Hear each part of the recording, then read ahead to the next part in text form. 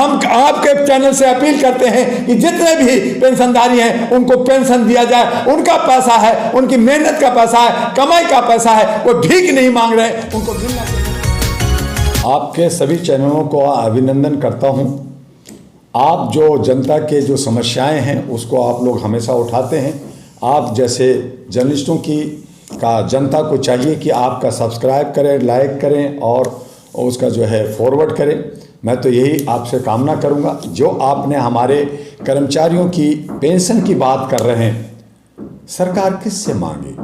जो सरकार निरंकुश हो, जो सरकार जनता के हित को देखना ही नहीं चाहता, जो सरकार किसानों के आंदोलन को नहीं देखा, 900 किसान मर गए, जिसने मुसलमानों के आंदोलन को नहीं देखा, वहां कितने लोग मर गए, कितने हंगामे हुए, और आप उसी एनआरसी को लाना चाहते हो। आप जो यूसीसी को लाना चाहते हो। आप जो है जहां ड्राइवर जो गरीब घर का बच्चा होता है जिसको 8,000 10,000 सैलरी मिलता है, उस पर आपने जो है 7 लाख का जो है जुर्माना और 10 साल की सजा सुना दिया हो। उस पे आप ये चाहते हैं कि आपको पेंशन मिलेगा। ये तो सरकार कह रही है मैं पेंशन ही खत्म कर दूंगा, कोई पेंशन किसी को नहीं दूंगा और वो सारा पैसा मैं इलेक्शन में लगाऊंगा, अपना सत्ता बचाने के लिए लगाऊंगा। तो आप किससे मांग रहे हैं? तो मांगना है तो आपको सत्ता में जाना होगा, मांगना है तो आपको लड़ना होगा अपने अधिकार के लिए, और ये जो कॉर्पोरेट कंपनियां हैं उसको हराना होगा। आइए डॉक्टर दुआ का दुआ और इंजेक्शन लीजिए।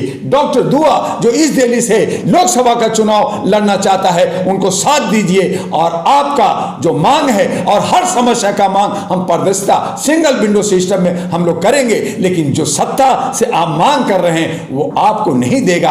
अब तो अगले महीने आचार संहिता लगने जा रहा है, कोड ऑफ कंडक्ट लगने जा रहा है, चुनाव की बात होगी। ये कहेंगे मैं जीत जाऊंगा तब देखूंगा, आपका वोट लेना चाहेंगे, वोट की ध्रुवीकरण होगा। तो ऐसी हालत में पेंशनधारी हो, चाहे हमारा ठेकेदारी प्रथा में काम करने वाले लोग हों, चाहे महिलाओं की समस्या हो, चाहे रोजगार की समस्या हो, ये सब समस्या अब चुनाव में दफन हो गया। दुआ साहब 2 बार इन्होंने जो है हेमा मालिनी के थ्रू प्रधानमंत्री से मिले भी, वादा भी किया प्रधानमंत्री जी आपकी पेंशन को बढ़ा दिया जाएगा। एक बुजुर्ग जिसने अपने जीवन के 25 लाख 30 लाख रुपए गवर्नमेंट को दे रखे, आज उनको 1000 रुपए मिल रहा है, ये कहां तक जायज है?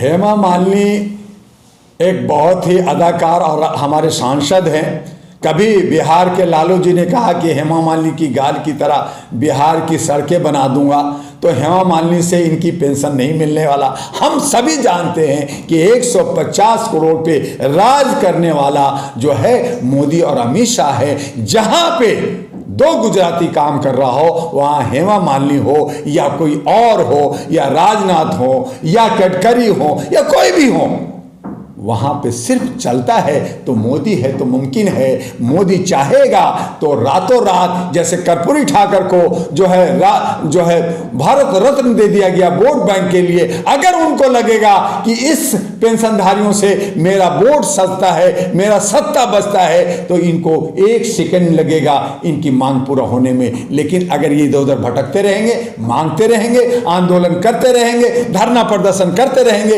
इन पे जो 2 किंग मेकर हैं जो सारा डिसीजन लेते हैं वो उनके कानों पे जूं नहीं रेंगेगी, और अब यही कहेंगे कि मुझे पहले जिताओ फिर मुझसे कुछ बात करना।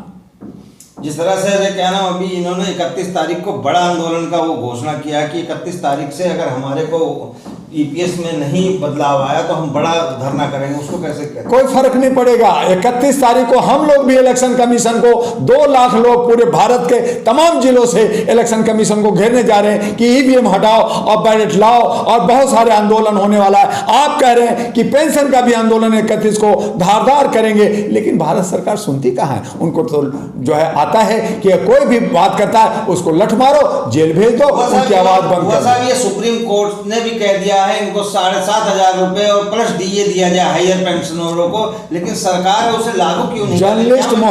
जर्नलिस्ट महोदय, आज न्यायपालिका सरकार का पट्टू हो गया है। वो सिर्फ नोटिफिकेशन होता है, उसका इंप्लीमेंटेशन नहीं होता है। वहां से जो है हमारे खिलाड़ियों को के लिए भी कहा गया था कि ब्रिजभूषण पे उसको अरेस्ट करो, एफआईआर लॉन्च करो। क्या हुआ? कुछ हुआ? जो बनारस में जो आईटी के बच्चे ने गैंग रेप किया, क्या उसको एफआईआर हुआ? वो जेल गए। अभी जो है बिल्किस बानो में आप 11 का सिलेंडर की किया, वो लोग जो है सिलेंडर का उनको जो है माल हुआ और 56 भोग मिल रहा है। आपने कुछ किया? क्या किया? तो इसलिए आज सभी के सभी विधायिका के गुलाम हो गए हैं, चाहे ईडी हो, इनकम टैक्स, सीबीआई हो, चाहे न्यायपालिका हो, चाहे पुलिस हो, सिक्योरिटी हो, चाहे मीडिया हो। ये तमाम लोग एक ही छतरी के नीचे जमा हो गए हैं। और तब हमने कहा कि 3M आज फैक्टर काम कर रहा है, मनी, पैसे की दम, और दूसरा ईवीएम जो है माफिया बन गया है ईवीएम, और तीसरा जो मीडिया जिसको दशा दिशा दिखाना चाहिए था, जिसके कपड़े गंदे होते थे, जिसके पैरों में चप्पल नहीं होते थे, आज वो करोड़ों में खेल रहे हैं, जेट प्लेन में घूम रहे हैं, बड़े बड़े बिल्डिंग बना करके और मीडिया हाउस बना लिया है। ये कहां से आया? ये सब भ्रष्टाचार का पैसा है। ये सब भारत सरकार और जो सत्ता में बैठे हैं उन्होंने पैकेज दे करके उनको पाल रखा है, और इसीलिए हम उनको गोदी मीडिया और पेड मीडिया कर रहे हैं। तो 3M जहां होगा वहां पे बहुसंख्यक क्या कर लेगा? बहुसंख्यक 90% है, 80% है, 100-200 का चंदा करते हैं, खूब प्रोग्राम करते हैं, खूब धरना प्रदर्शन करते हैं, खूब आंदोलन करते हैं, लेकिन सुनता कौन है? ठेंगा। और यही बहुसंख्यक जा कर करके घंटा बजाते हैं, अगरबत्ती जलाते हैं और जय श्री राम करते हैं, जबकि उनको यही नहीं पता कि हम श्री राम की जगह हम सिया राम कहें। ठीक है, आप मानिए आस्था, लेकिन देश पर सर्वोपरि है। अगर देशभक्ति नहीं है तो हम कुछ नहीं जानते। और हमने देख लिया और समझ लिया, उन्होंने एक प्रयोग किया कि देखते हैं कि मेरा कितना वोट है, जनता जो है कितना धार्मिक आस्था में डूब करके मुझे वोट दे सकता है। उन्होंने एक प्रयोग किया, लेकिन उसके ठीक 2 दिन बाद जब 26 जनवरी आया तो क्या आप पूरे भारत में तिरंगा का झंडा फहराया? क्या आपने कार्यक्रम किया? क्या आपने ढोलक पीटा? क्या आपने नाचा? नहीं नाचा। इसका मतलब यह है कि आप देशभक्त नहीं है, आप धर्म में ओत प्रेत, आप जो है गुलाम है, मानसिक गुलाम है। और जब तक 90% मानसिक गुलाम रहेगा, जब तक उसको गुलामी का एहसास नहीं होगा, उसको कोई अधिकार लेने का हक नहीं बनता। और राइट वही करेगा जो पहले किया और पहले किया वही करेगा। 3.5% आप पे हावी है, आपके खून में घुसा हुआ है, और उसके लिए एंटीबायोटिक इंजेक्शन लेने की जरूरत है। और तब मैंने कहा आइए डॉक्टर दुआ के साथ, और आपको एंटीबायोटिक इंजेक्शन देंगे, दवा देंगे, सुझाव देंगे, और तब आप जो है अपने अधिकार को प्राप्त करेंगे। दुआ साहब, जिस तरह से लाखों करोड़ों पेंशनर ईपीएस के हैं, उनका आप डेलीगेट बनकर सरकार से कैसे मांग करेंगे? क्या करेंगे? वहां भी बहुत सारे नेता हैं। अगर हम चले गए और उनसे बात करेंगे तो वो यही कहेंगे, आप नेता बनने आए हैं मेरे से, आप वोट लेने आए हैं मेरे से, आप हमारे पास बहुत सारे नेता हैं। तो यहाँ पे तो लड़ाई इस बात का है, अपने इस बात का हमने उनको, हम आपके चैनल से अपील करते हैं कि जितने भी पेंशनधारी हैं उनको पेंशन दिया जाए। उनका पैसा है, उनकी मेहनत का पैसा है, कमाई का पैसा है, वो भीख नहीं मांग रहे, उनको मिलना चाहिए। लेकिन किस सरकार से मांग करे? उस सरकार से जो निरंकुश है,